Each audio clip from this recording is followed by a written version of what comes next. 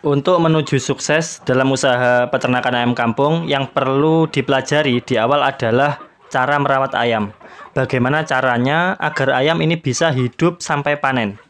Karena percuma kita membuat perhitungan keuntungan dan segala macamnya, kalau ayamnya mati, apa yang mau dihitung? Yang ada kita akan bangkrut, teman-teman. Jadi masih banyak sekali yang keliru. Banyak yang ingin mendapatkan keuntungan besar dari ternak ayam kampung, tetapi mereka melupakan prosesnya. Kebanyakan mereka berpikir ketika pelihara ayam misal 100 ekor, maka nanti untungnya sekian. Tetapi mereka melupakan prosesnya. Nah, inilah yang kemudian banyak sekali peternak pemula itu gulung tikar.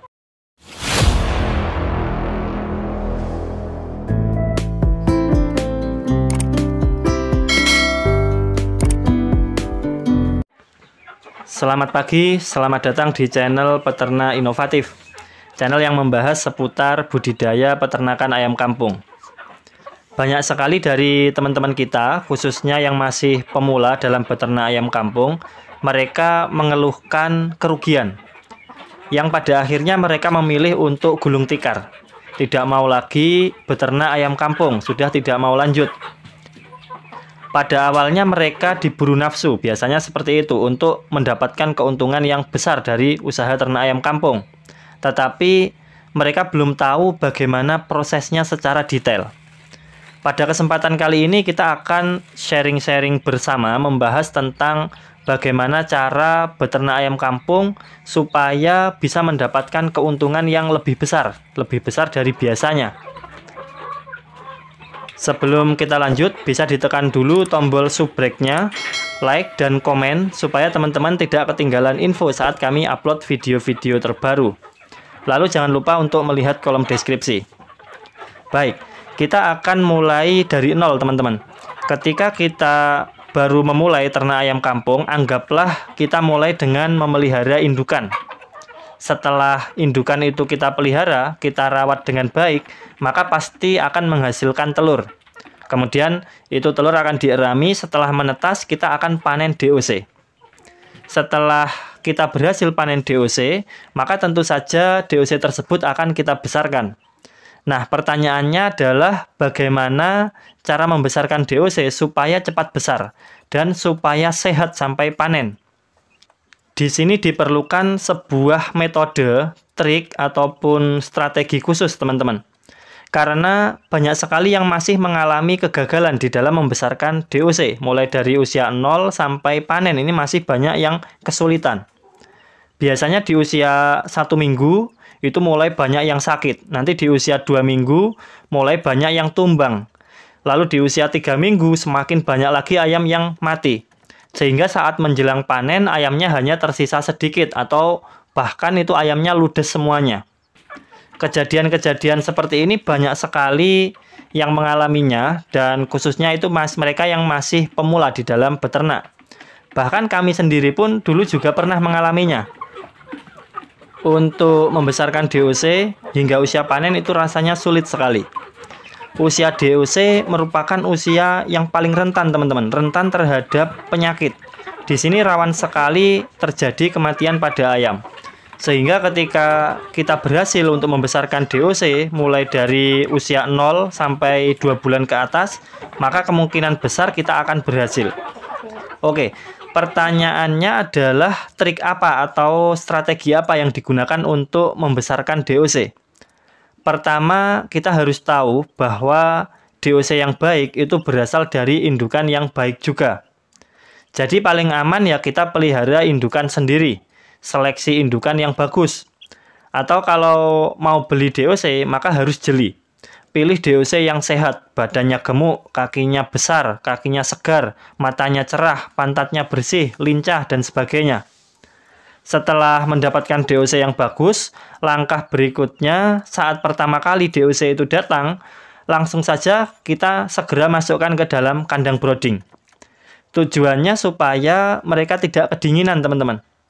Wadah pakan, wadah minum, kemudian lampu penghangat, semuanya harus disiapkan. Setelah DOC masuk kandang, kita bisa memberikan air gula merah. Untuk apa? Supaya ayam yang lemes saat perjalanan itu bisa segera segar kembali.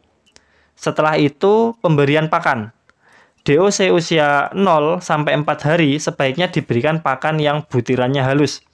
Karena ayam yang masih kecil ini pencernaannya masih belum optimal. Itulah kenapa sebaiknya diberikan pakan yang lebih halus. Untuk jenis pakannya, DOC di masa brooding sebaiknya pakai full pur pabrikan. Dengan kandungan protein biasanya 21-23%. Mereknya bebas, terserah teman-teman selera masing-masing. Misalnya saja pakai BR1, 611, 511, dan sebagainya. Nanti setelah anak ayam ini usia 1 bulan ke atas, teman-teman bisa mengubah pakannya. Entah dari harga pakan yang mahal diubah ke yang lebih murah, ataupun pakai dari pakan full pabrikan diubah ke pakan campuran, terserah teman-teman. Kalau misalkan teman-teman mau meneruskan memakai pakan full pur pabrikan hingga panen, itu juga malah bagus. Tetapi masalahnya nanti akan boros. Kalau populasi ayamnya banyak, tidak masalah kita pakai full pur. Tapi jika populasi ayamnya sedikit, kemudian pakai pakan full pur, pasti untungnya sangat tipis. Bahkan kadang malah rugi. Kemudian tentang cara pemberian pakan atau pola jadwal pemberian pakan. Jadi untuk pemberian pakan ini ada 2 metode teman-teman. Cara yang pertama, pakan diberikan sehari itu 1 kali. Langsung diberikan banyak untuk jatah 1 hari. Lalu cara yang kedua, diberikan pakan sehari itu 2 kali ataupun 3 kali.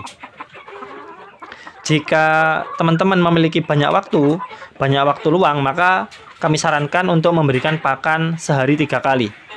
Tapi kalau teman-teman sibuk, maka sehari 1 kali saja itu juga tidak masalah. Asalkan takarannya tepat. Pemberian pakan sehari 1 kali ini lebih efisien waktu dan juga efisien tenaga. Tetapi kelemahannya adalah ada kemungkinan kotoran ayam itu akan bercampur ke pakan. Kemudian pakan kurang fresh karena pakan yang diberikan tidak langsung habis. Oke. Jika kita sudah disiplin di dalam merawat ayam, seiring dengan berjalannya waktu, nanti tentu saja ayam ini akan semakin besar. Ketika ayam semakin besar, maka wajib dilakukan pelebaran kandang ataupun pemindahan kandang dari yang kandang awalnya kecil dipindah ke kandang yang lebih luas. Hal ini dilakukan untuk menghindari kepadatan kandang atau kepadatan populasi ayam, supaya tetap ada ruang gerak yang cukup untuk ayam-ayam kita. Salah satu penyebab tingginya angka kematian itu adalah kandang yang terlalu sempit. Populasi ayamnya terlalu padat, sehingga ayam nantinya kekurangan oksigen, kekurangan udara segar. Jadi sirkulasi udara itu harus diperhatikan, ini wajib. Kalau punya lahan yang luas, kami lebih suka mengumbar ayam. Dengan begitu, sirkulasi udaranya benar-benar lepas. Kemudian pergerakan ayamnya juga lebih leluasa. Mereka bisa berlarian, berlompatan. Kemudian dengan begitu sehingga nanti otot-otot ayam itu akan lebih kuat. Rasa dagingnya juga nanti akan lebih kenyal dan gurih. Oh ya, satu lagi. Yang tidak kalah penting adalah air minum. Usahakan air minum itu selalu tersedia. Wadah minum kalau bisa setiap hari dicuci. Kalaupun minumnya itu belum habis, sebaiknya tetap kita ambil, cuci, lalu diganti dengan air yang baru. Oke, sekarang masuk ke penjualan. Jika ternak kita itu hanyalah skala kecil, populasinya sedikit, maka target pasar kita yang pertama adalah konsumen langsung. Siapa itu konsumen langsung? Yaitu adalah orang yang mengkonsumsi ayam untuk diri mereka sendiri. Misalnya saja kita jual ke teman-teman kita, ke orang-orang yang ada di sekitar kita yang ingin makan daging ayam kampung. Kemudian target kedua kita adalah pedagang kuliner. Kita tawarkan ayam-ayam kita itu ke mereka. Sekarang ini kan banyak sekali kuliner, semakin banyak macamnya, ada ayam goreng, ada ayam penyet, ayam geprek, lalapan ayam, dan sebagainya. Atau bisa juga kita pasarkan secara online, teman-teman. Intinya kita jual ke konsumen langsung. Jika kesulitan mendapatkan konsumen langsung, maka target kedua adalah pedagang kuliner. Jika ingin menjual ke bakul, maka jadikan itu sebagai pilihan terakhir. Tiba-tiba saja kita sudah sampai di penghujung video, teman-teman. Kurang lebihnya mohon maaf. Semoga bermanfaat. Salam sukses untuk kita semua.